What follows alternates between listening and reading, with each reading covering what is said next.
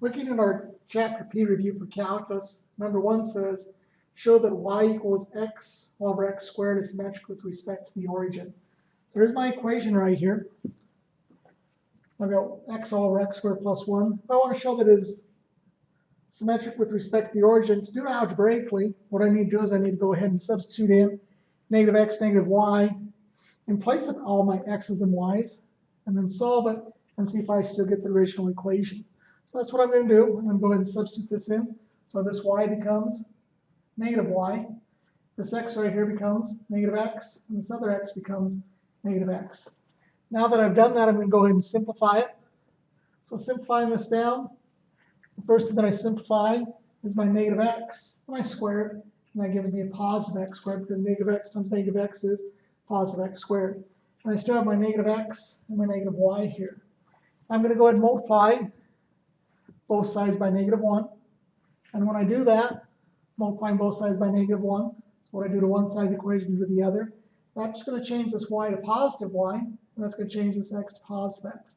So solving this equation, I ended with my original equation, and that's what it looked like. So that's one way that you can show that that is symmetric with respect to the origin. Or another way that you can do it is just go ahead and graph it.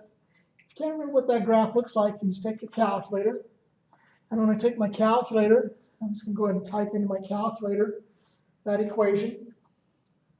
So turn on your calculator, go to y equals, clear out anything that's in there. And I'm just going to type in x, and then divide by, and then I'm going to put in parentheses x squared plus 1. There's my x squared plus 1. And now when I go ahead and graph this, remember to do a zoom and a zoom standard. That's going to change it to 10 by 10 viewing rectangle. You can see it still doesn't look that good. So if I want to get a better idea of what it looks like, I can hit number 2 for zoom in, and then just hit enter. It'll zoom in on it, show a little bit better. So you'll notice that this does have symmetric with respect to the origin. So then you just go ahead and draw this graph on your assignment or on your test. And so that's what that problem will look like. Okay, looking at problem number 2, it asked me to find the intercepts. So to find the intercepts, I'm going to go ahead and find the x and my y intercepts. So my x and my y intercepts that I'm going to find. So remember your rules for finding x and y intercepts. To find the x intercept, you make y equals 0, solve for x. To find your y intercept, you're going to make x equals 0 and solve for y. So that's what I'm going to do with my equations. So we'll take a look at the x-intercept first. So the x-intercept, here's my equation. I'm going to substitute in 0 for y, so I get 2x minus 1 all over 3 minus x. You're going to notice that I then go ahead and multiply both sides by 3 minus x. And when I take 3 minus x times 0, that just gives me 0. And then these just cancel out, and I'm just left with 2x minus 1. Now solving the rest of this, I got 2x minus 1 equals 0. So I'm going to add 1 to both sides. I get 1 equals 2x. And then I divide both sides by 2. And I get x equals 1/2. So there's my x-intercept, 1/2 and 0. Actually, write it as an ordered pair. It makes it look a little bit nicer, a little bit cleaner. So there's my x-intercept at 1/2 and 0. Now let's take a look at the y-intercept. So the y-intercept, again, here's my equation. My equation says y equals 2x minus 1 all over 3 minus x. So I'm just going to go ahead and make x equals 0 and solve for y. So here's my 0. I'm going to substitute it in for my x values. So here you can see down here, I've substituted that in. There's my zeros. And all I have to do is just go ahead and simplify this. So to simplify it, I've got 2 times 0. Of course, is 0. 0 minus 1 is going to be negative 1. And then this under here, 3 minus 0 is 3. So there's my y-intercept is 0 and negative 1/3. So there's your two x and y-intercepts. 0 and negative 1/3 is your y-intercept. And 1/2 and 0 is going to be your x-intercept. So looking at this next problem, so let's go ahead and scroll down to this next problem. It says that we have, let me shut this off real quick. So the next problem gives us these two equations right here. It says that y equals negative x squared plus 4x, and then it says that y equals x squared. And your directions on number 3 says find all points of intersection. So to be able to find the points of intersection, so here's my two equations. So to find the points of intersection, I set the equations equal to each other and solve. In other words, I'm just solving my two equations. So since y equals this, I can go ahead and substitute that in right there. So here I've substituted in. Now that you've substituted in, you've got negative x squared plus 4x all equals x squared. You can go ahead and solve it. So solving this equation, I'm going to go ahead and add my x squared to both sides. When I add x squared to both sides, that's going to give me 2x squared. Now I'm going to move this 4x over to this side. So you'll notice that I'm going to have to subtract that 4x from both sides. So subtracting 4x from both sides moves it over to the other side. And so then I end up with this 0 equals 2x squared minus 4x. At that point right there, you're going to need to factor it. Factoring does find your answers to your equations. So notice I have a common 2x that I can factor out. And when I do that, I take 2x squared divided by 2x, I'm going to get x, and then I get minus 2. So now that I've factored it, I set each factor equal to 0 and solve it. So notice right here when I set 2x equal to 0, I divide by 2, and I get my answer of x equals 0. When I set this factor equal to 0, I have x minus 2 all equals 0, and so I go ahead and solve that, and I get x equals 2. Those are my two x values of my points of intersection. You're going to notice that I do have to find my y values for those 2 points. So to find my y values, I'm going to substitute 0 and 2 into my original equation. So I've got to take 0 and 2 and put it back into the original equation. It doesn't matter which equation that I put it into. So if I just scroll up here and find one of them. So looking at this one right here, this looks like the easiest one to do. So notice when I substitute in 0, I get y all equals 0 squared. So that's y equals 0. So that would be one of my points of intersection would be at 0, 0. And now I'm going to go ahead and substitute in 4 or 2. So I get y equals 2 squared. So when I do that, I get y equals 4. So that's my other point of intersection at 2 and 4. So then I go ahead and write those as ordered pairs. Down here at the very bottom, I got 0, 0. 2 and 4 would be your points of intersection. Okay, on number 4. Number 4 says that it wants me to, the directions say on number 4, find an equation for the straight line that passes through the point 2 and 3 and is parallel to a line x equals 4. So here's my point 2 and 3. It's parallel to x equals 4. You're going to notice that this is not possible using algebra.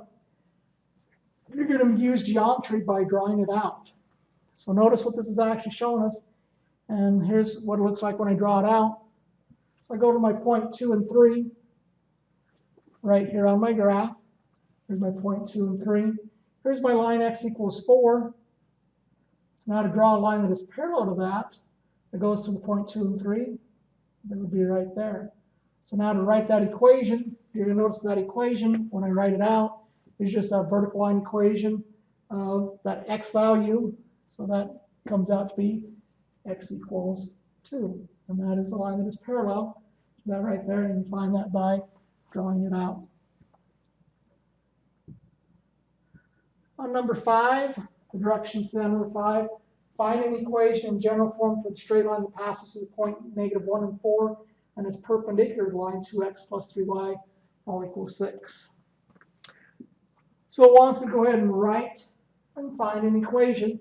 So I'm going to go ahead and use point slope form to find this equation. So notice it already gives me my points. So this is my point. Here's my x sub 1. Here's my y sub 1. It already gives me those points. I just have to find the slope that is going to be perpendicular to that. So I take my equation right here. I'm going to solve it for y. So I'm going to move this 2x over here. I'm going to subtract 2x from both sides to get 3y minus 2x plus 6. And now I'm going to divide everything by 3. So when I divide this by 3, this gives me y equals -2/3 x. And then 6 divided by 3 is going to be plus 2. So there's my slope of that line. My slope of that line is just the number in front of my x value. So here's my slope right here at 2/3. Of course, the direction says it wants it perpendicular. So remember, the slope that is perpendicular is a negative inverse slope, also known as a negative reciprocal. So I'm just going to call it my negative reciprocal. So using that idea right there, I'm going to take its reciprocal and change from negative to positive. And so there's my slope that is perpendicular to that, which is going to be 3/2. Now that I've got my slope, I'm going to go ahead and substitute it into my equation. So here's my point slope equation. So my point slope equation, substituting it in, and I'll go ahead and write down the point slope form over here. Just to remind everybody, it's just y minus y sub 1 all equals m times x minus x sub 1. So substituting this in, so this 4 goes in place of my y sub 1, so I just put it right here, y minus 4. Here's my slope of 3/2, that's the perpendicular slope. And then I put a negative 1 and 2 there, and of course that changes that to positive 1. Now that I've done that, I'm going to go ahead and just simplify it. So simplifying this down, I'm going to go ahead and distribute my 3/2 on through. So distributing 3/2, I get 3/2 x. Times that by 1, I get plus 3/2. I still have my y minus 4. Now I go ahead and add 4 to both sides. So adding 4 to both sides, you need to find that common denominator. So finding that common denominator, I'm going to add my numerator and keep the same denominator. So 4 has a common denominator of 2. So I got 2 over 2. So 4 times 2 is 8 all over 2. I add my numerators. That's 11. Keep the same denominator, and that would be 11/2. So I'll accept this in slope-intercept form. Sometimes your book will say put it in general form.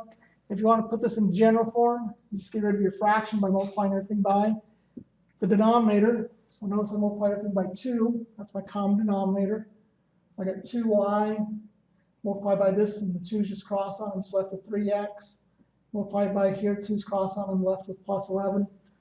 And to put it in general form, you just move everything to one side. So moving everything to one side, I'm just going to move this y over here. And I get 3x minus 2y plus 11 all equals my 0. And that's called general form. Either form works, slope-intercept or general form.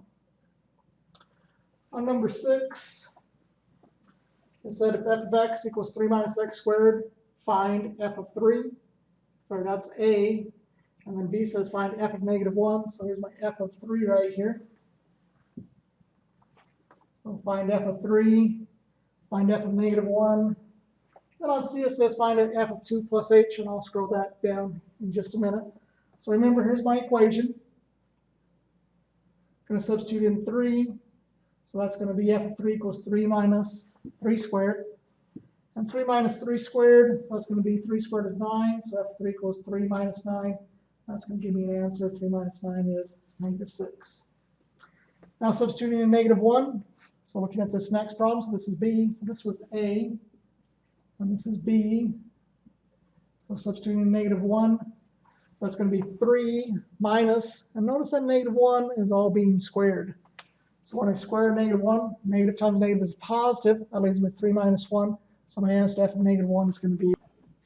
Okay, as we look at this last part on number 6 on C, it says it wants us to find f of 2 plus h. So again, you just go ahead and substitute in 2 plus h into my equation. So here's my equation. I got -x, so 3 minus x squared. I'm going to go ahead and substitute in the 2 plus h. So I'm going to go ahead and scroll down to this. So when I scroll down to it, you're going to see that I substituted in the 2 plus h. So substituting in 2 plus h in place of x. So I got 3 minus, and now you're going to notice I have to FOIL this out. So 3 minus 2 plus h squared. So that's the same thing as 2 plus h times 2 plus h. And if you can do that in your head, that's probably the fastest way to do it. But if you can't, then go ahead and just FOIL it out. So first would be 2 times 2, which is going to be 4. My outsides is going to be positive 2h. Insides is 2h. And I add those together, I'm going to get 4h. And then for my last, I take h times h. And that's going to give me the h squared. Okay, now that I've done that, let's go and distribute this negative on through. So that's -4 minus 4h minus h squared.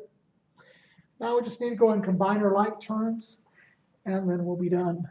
So scrolling on down here, Let's take a look and see. So combining our like terms, we have our 3 minus 4 is going to be our negative 1.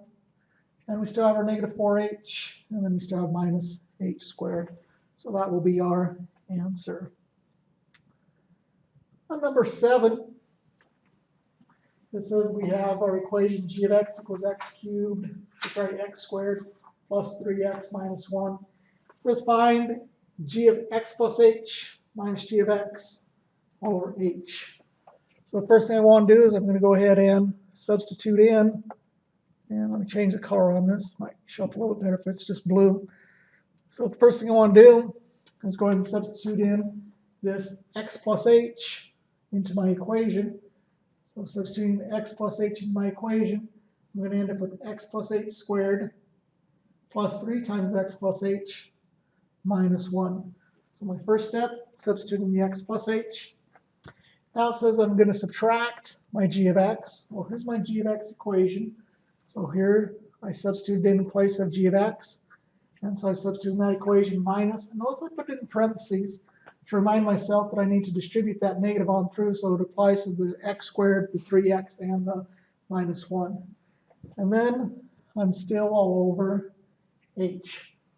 Okay, once I've done that, now it's just a matter of simplifying it as far as possible. And remember, it's going to simplify down so that everything crosses out except for those terms that have h in it. So you're going to notice the first thing I do, I'm going to go ahead and FOIL this out.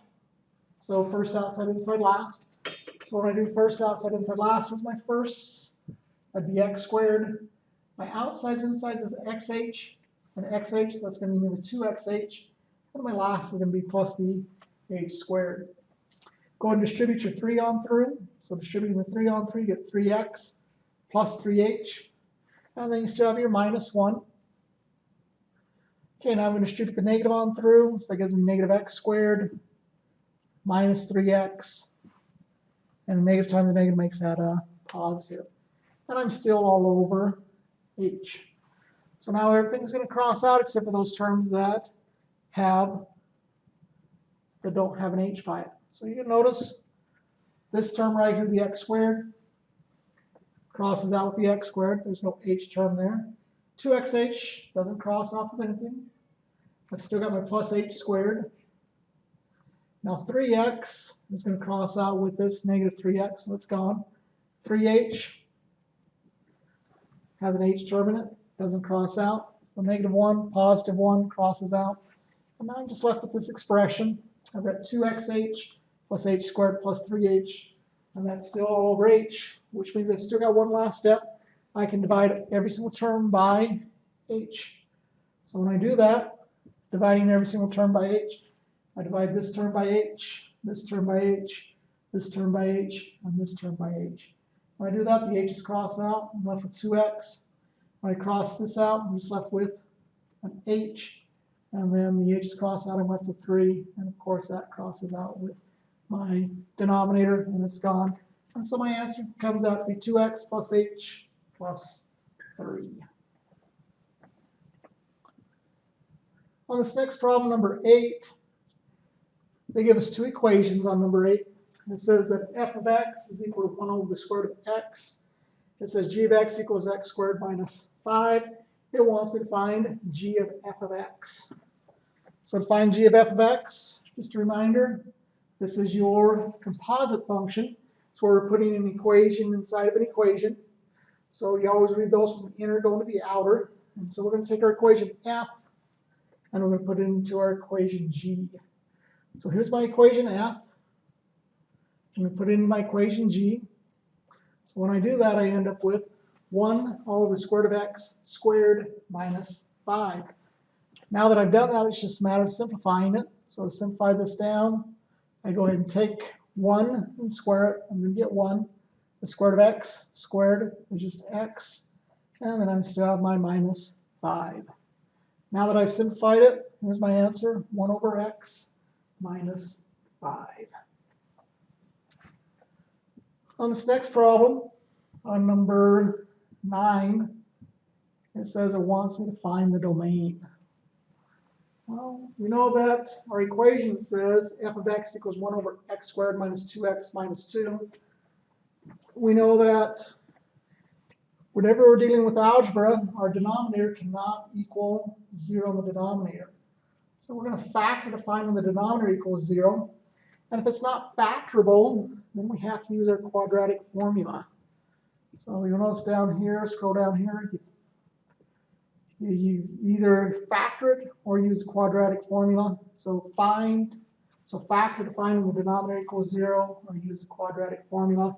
In this case, it isn't factorable. So as I'm looking at this problem right here, I've got x squared minus 2x minus 2. Of course, there's no facts of 2 that add up to be 2. So here's my quadratic formula. Make sure you have it memorized. It's negative b plus or minus the square root of b squared minus 4ac all over 2a. Now you just have to remember, this number right here is your a. This number right here is your b. And this number here right here is your c. And if there's no number there, remember it's always still a 1. So now when I substitute this in, so substituting this into my quadratic formula, you're going to notice that here's my b, so negative, goes in place of my b, so negative 2. And I've still got my plus minus, and I've got the square root, and here's my b again, so that's going to be negative 2 squared. And I've got minus 4, and remember a was equal to 1, and c is equal to negative 2, so here's a, and here's c. And then that's all over 2a, and a again was equal to 1, even though I can't see it, it's there, so 2 times 1.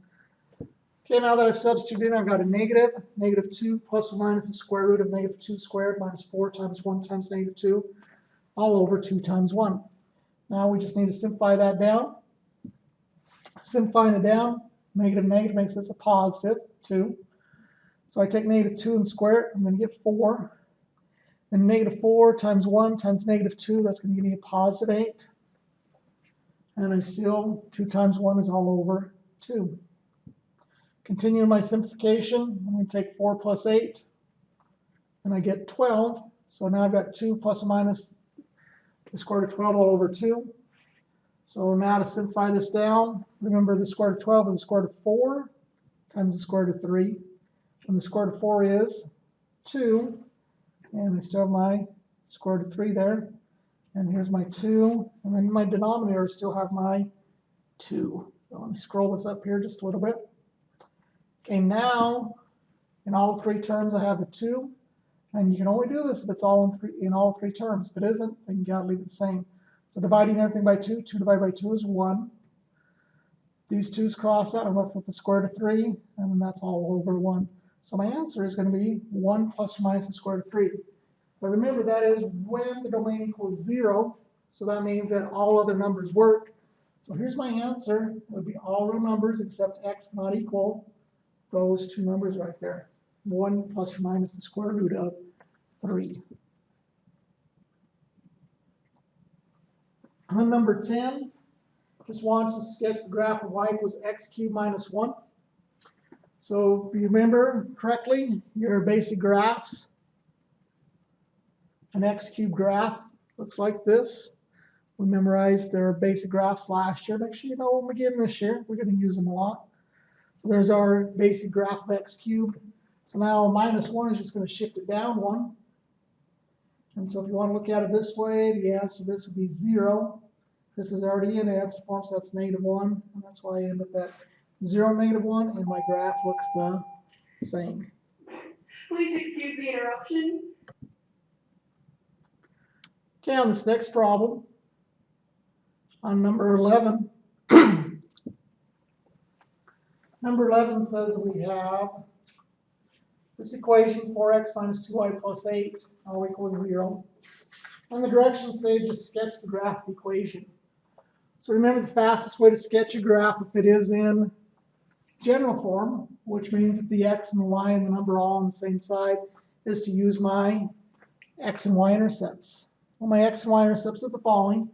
For your x-intercept, that's when y equals 0. And for your y-intercept, that is when x equals 0. So I put those 2 numbers down, and I'm just going to substitute them in. You'll notice for my y-intercept, when x is equal to 0, that means that this is gone. So since this is gone, it's really easy to solve in my head. I got negative 2y plus 8 equals 0. So I subtract 8 from both sides, and I get negative 2y, all equals negative 8. And then I divide by negative 2, and I get y equals 4. So that's my y-intercept. Now for my x-intercept, same idea. X-intercept is in y equals 0. So that means that this part of my equation is gone. So you get 4x plus 8 all equals 0. So you're going to get 4x all equals negative 8. Divide both sides by 4, and you get x equals negative 2. So there's my x-intercept. Now that I have both my x and my y-intercept, just go ahead and plot those points. So here's 0, 4. Remember, this is x, this is y. So I go to 0, go to 4, put my dot there. Same thing here. This is x, this is y. Go to negative 2 and 0, put my dot there. And then I just go ahead and connect my graph. On number 12, it gives us a list. It says, in which of the following equations is y a function of x? So it says that we have these these 4 functions. So we just have to remember by looking at this problem, it says that all y powers are odd. So that's our algebraic rule for functions. So you notice that on A, it says that we have 3x plus 2y minus 7 all equals 0. So my rule is all y powers are odd. So this, all my y powers are right there. That one's odd, so that's why A is in my list. Now when I look at B, B says that I have 5x squared times y all equals 9 minus 2x. So again, my rule is all y powers are odd. This is an odd power. So that's why that B is also in my list. When I look at C, C says that I have 3x squared minus 4y squared all equals 9. Well, that's being squared, so that's why C would not be a function. Then it says on D, it says I've got x all equals 3y squared minus 1. So again, y power is even, so that's why this one is not in my list. And E says none of these, and of course we already have A and B. So my answer is just A and B are functions, because those are the only ones where the y powers are odd. On number 13, it says we have our 2 equations. We got given that f of x equals 3x minus 7. It just wants us to find f of x plus 1 plus f of x, or f of 2. So again, substituting this in, we're going to put x plus 1 in place of our x. So I got 3 times x plus 1 minus 7. And then I'm going to find my f of 2. So my f of 2, substituting that in. So that's 3 times 2 is 6, and 6 minus 7 is going to be negative 1. So I'm going to simplify down my f of x plus 1 first. So I distribute my 3 on through. And when I do that, I get 3x plus 3. I still have my minus 7. And then I combine 3 and minus 7 together, I get minus 4. So f of x plus 1 is 3x minus 4. So I put it right here. F of 2, I went ahead and solved that one. And when I solved it, I got negative 1 for my answer. So let me scroll down here and show you how I got negative 1 for my answer.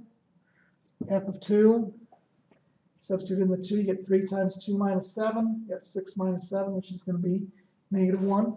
So now we're going to substitute those into our equation and simplify it. So I have 3x minus 4 for x plus 1.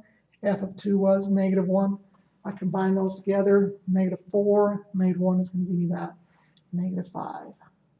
So my answer is 3x minus 5 when I substitute f of x plus 1 plus f of 2 into f of x equals 3x minus 7. On number 14, it says determine whether the function is even, odd, or neither. So I wrote down the rules just as a reminder. On my rules right here, let me scroll it up just a little bit so you can see all the rules. The first thing I want to make sure everybody remembers is that all terms have a power. So make sure that you locate all the powers to every term. So even, all powers are even. It also has y-axis symmetry. So if you want to do it graphically, you can just look at its graph and see if it is symmetrical across the y-axis.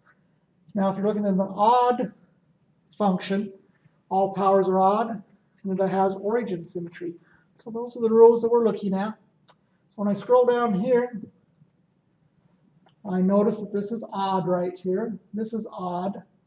Now this has a power to it, and so that power right there is going to be a 1. So here's odd, odd, and odd. But this last one also has a power. It is x to the 0. So since that is a 0th power, that means that 0 is considered even when we're dealing with our even and odd functions. So that means that this is going to be neither. So notice right here, again, I just wrote it all out, just reminding you again that this last one does still have that power to it. So make sure that that is how you identify it. And if you want, you can graph it and look at your calculator and see the symmetry on it. Okay, number 15, it says use the graph of f of x equals the absolute value of x. Sketch the graph of y equals x minus 1 plus 3. So this problem right here, just have to remind myself what the absolute value of x looks like. So remember the absolute value of x is your v shape, and its location is just at the origin. So now when I go to my y equals the absolute value of x minus 1 plus 3, there's two ways you can look at it. So remember the answer to x minus 1 is 1. This is already in answer form, so that's 3. So the location of my graph is I'm going to go to 1 and 3, and it still maintains the exact same shape. So over 1 and up 3, if that's another way that you want to look at it. So that would be your answer. Okay, number 16. The directions on number 16 says find the slope and y-intercept of the line given by the equation 5x plus 4y minus 12 equals 0. If you want, you can go ahead and put it in slope-intercept form by solving for y. So subtract 5x from both sides. When I subtract 5x, that's going to cross out. I'm going to be left with 4y equals negative 5x plus 12. Now that I've got that, I'm going to go ahead and take my graph and I'm going to divide everything by 4.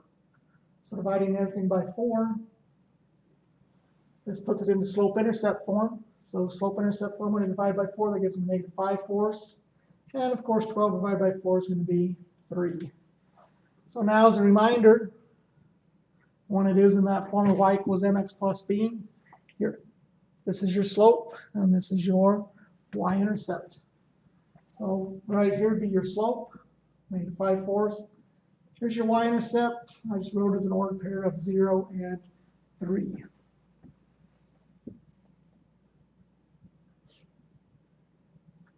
Okay, number 17, the directions say let f of x equal, and then we got a piecewise function here. Piecewise functions are functions that are made up of 2 or more equations. So you'll notice that my first equation that makes up my function is x squared minus 4. And my second equation that makes up my function is 3 minus 2x. My criteria or my domain that applies to each function is written right here. This is not actually part of the equation. This tells you when to use it. So if x is less than 2, then I use the equation x squared minus 4. If x is greater than or equal to 2, then I use the equation 3 minus 2x. So now to go ahead and solve this, I've got f of 0. So I check to see which one it matches. So I look over here to see, does it make this a true statement or does it make this a true statement? Well, 0 is definitely less than 2. It's not greater than or equal to 2, so that one doesn't apply to it. So I'm not going to use this equation. So I'm going to use this one right here. So substituting this in, so I substitute in the 0, and I get 0 squared minus 4, and my answer is negative 4. On B it says I want to find f of 2. So f of 2, again, I come back up here to my criteria.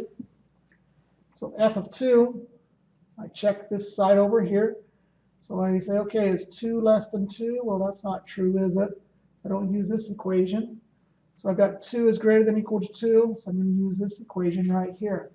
So now notice I'm going to go ahead and take my 2 and substitute it in that equation. So when I do that, I get 3 minus 2 times 2. I'm substituting my 2. Just need to simplify that. 2 times 2, of course, is 4.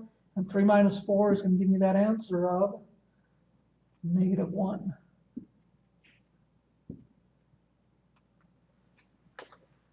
Okay, on C it says it wants me to find f of 3. So it says to use the second equation. Well, let's go up here and find out if I need to use the second equation. So checking the number 3. So 3 is not less than 2, so that means I'm not going to use the top equation or the first equation. 3 is greater than or equal to 2, so that means I use this equation. So that means the 3 is going to go in place of x, and I'm just going to go ahead and solve it. So here, I'm going to scroll down to it. Using my second equation, I've substituted in my 3. Of course, -2 times 3 is -6, and 3 minus 6 is going to be -3. Okay, number 18. It says, we got a little bit of a story problem here. It says a student working for a telemarketing company gets paid $3 per hour plus $1.50 for each sale. Let X represent the number of sales the student has in an 8-hour day. So write a linear equation given the day's salary S in terms of X. Well, they're making $3 an hour. That's not very good, but this is an old book, so it must have been good back then. So you'll notice that 3 times 8 is going to be $24. So no matter what, they're making $24 per day, and then they get $1.50 for each sale that they make. So this might bring up their salary a little bit. So notice they're making their original $24 for their salary, but then for each sale they make, they're getting another $1.50. So if we can make so many sales in an hour, then they'd be able to, per day, and then they'd be able to bring up their salary. So it says, so A would be this equation right here, S equals 24 plus 1.5x. And then now we're going to use that to answer the question. So on B it says use the linear equation to calculate the student's salary on Wednesday if the student makes 14 sales that day. So 14 sales that day is going to add to their salary. They still have their base salary of 24, but since they're making 14 sales, substitute that in place for X. So now you take $1.50 times 14, and then you're going to add 24 to that. So it looks like when you take $1.50 times 14, so that's going to be, it looks like 21. And then when you take 24 plus 21, you get your grand total of $45. Okay, now if the student wants to be ambitious and make $100 a day, let's see how many sales that they have to make. So that's the last question. It says, use the linear equation to calculate the number of sales per day the student have to make in order to earn at least $100 a day. So we take our equation. We set it equal to 100. Now we solve it. So we're going to subtract 24 from both sides. I get 76 equals $1.50x. So now dividing both sides by 1.5 or $1.50. I get 50.6 equals x. So they'd have to make at least 51 sales per day just in order to earn $100 a day. So we can decide if that's actually possible for them to do. On number 19,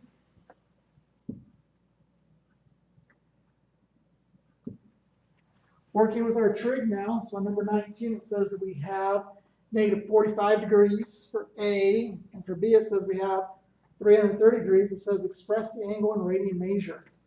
So to express the angle in radian measure, we just have to multiply by pi over 180, and then go ahead and simplify. So I take -45 times pi over 180, and I also take 330 times pi over 180. So multiplying that out, now let's go ahead and simplify it down. So simplifying this down, let me scroll up here and take a look at our simplification here. You'll notice the first thing I did is I went by the easier numbers. I know that 45 can be divided by 9, so I just took 45 divided by 9, I got 5.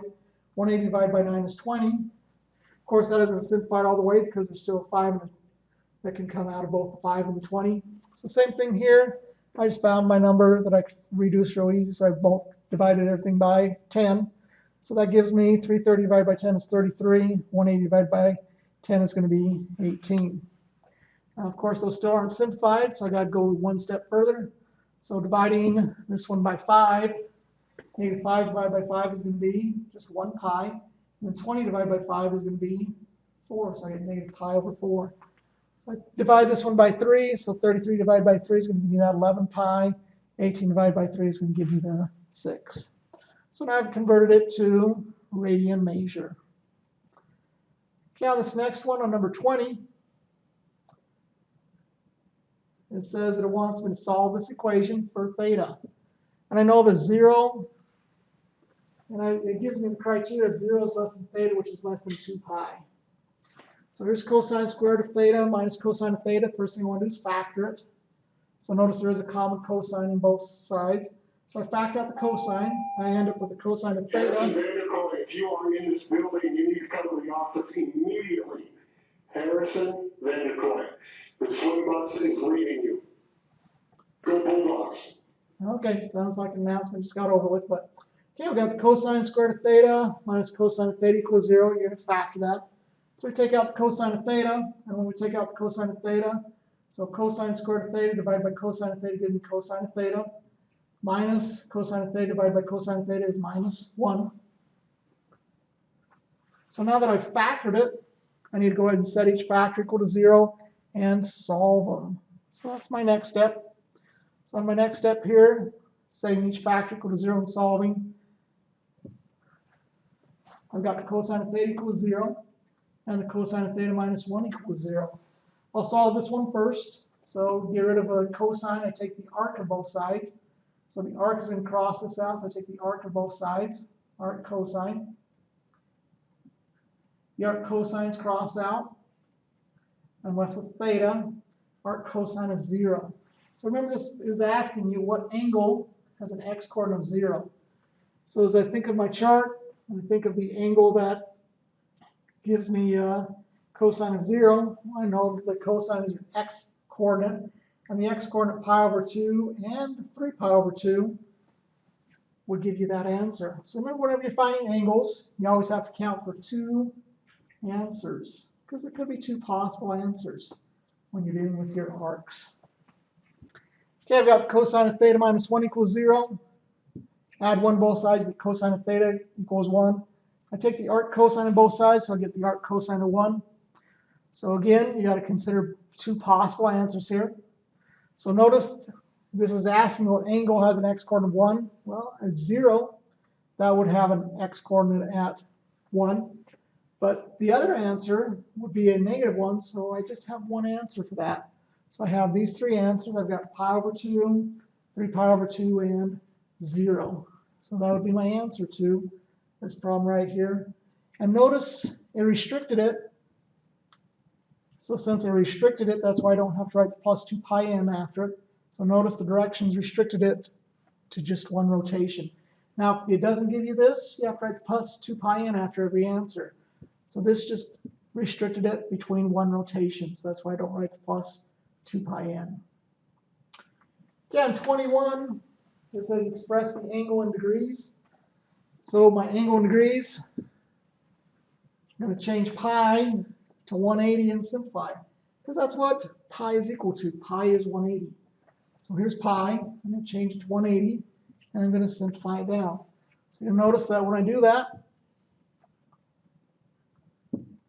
this gives me 5 times 180 divided by 3. Well, 180 divided by 3 is just 60. 5 times 60 is 300. So right here, I change pi to 180. I get 180 divided by 30. Well, 180 divided by 30 is 6. And then I have negative 7 times 6 is going to give me that answer of negative 42.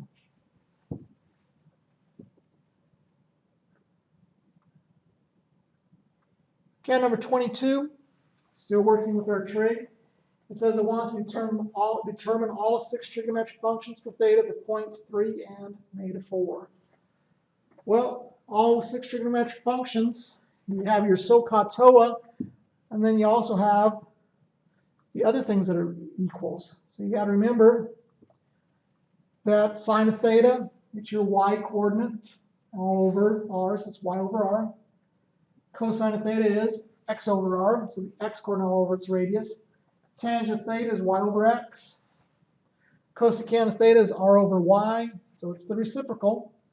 Secant of theta is the reciprocal of your cosine, and cotangent of theta is the reciprocal of your tangent. So cotangent, reciprocal of tangent, secant, cosine, cosecant, and sine. Okay, now that I've done that, I've got to figure out what my r is.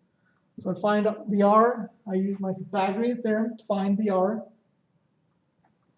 And your Pythagorean theorem relates your coordinates to your r is x squared plus y squared equals r squared. So remember, our x coordinate was 3.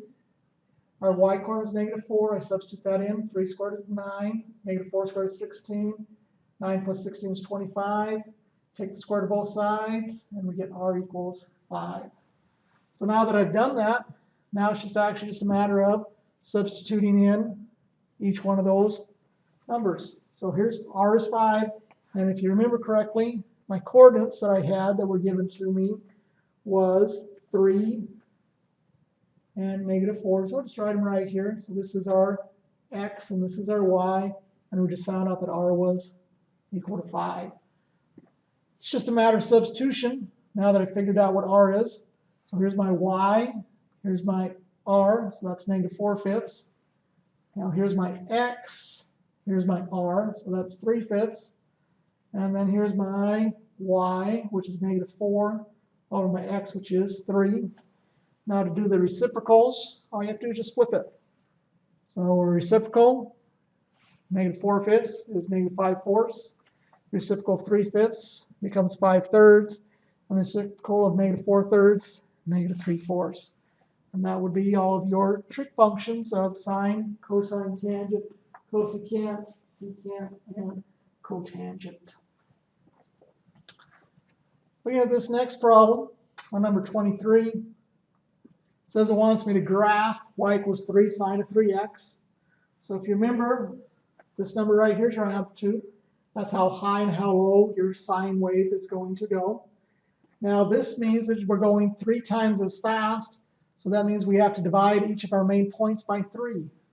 So your main points are your quadrantals. Your quadrantals are 0, pi over 2, pi, 3 pi over 2, and 2 pi. Remember, quadrantal means between quadrants, so these are the actual points that make up your quadrant system. So notice I divide each by 3, so 0 over 3, pi over 2 divided by 3, pi divided by 3, 3 pi over 2 divided by 3, and 2 pi over 3 divided by 3. So when I do that, here's my points right here. So my points that I'm going to be using, so when I divide it out, 0 divided by 3 is going to be 0. Pi over 2 divided by 3, I split and multiply, that's pi over 6. This doesn't simplify, that's pi over 3. 3 pi over 2, I flip and multiply. And that gives me 3 pi over 6, which reduces down to pi over 2. And then the last one is 2 pi over 3. So those will be my points that I'm going to be using for my x coordinates. So you'll notice, here's my points that I make down. I got pi over 6, pi over 3, pi over 2, 2 pi over 3. Of course, 0's right here, but I never label that. Then your negative side, negative pi over 6, negative pi over 3, negative pi over 2, negative 2 pi over 3. Okay, now here's my amplitude. I'm going up 3, down 3. The sine wave starts at 0, 0. It goes up to 3, down, so you just follow this pattern. And go ahead and fill it in your pattern. And then when you're done, you just go ahead and draw it in.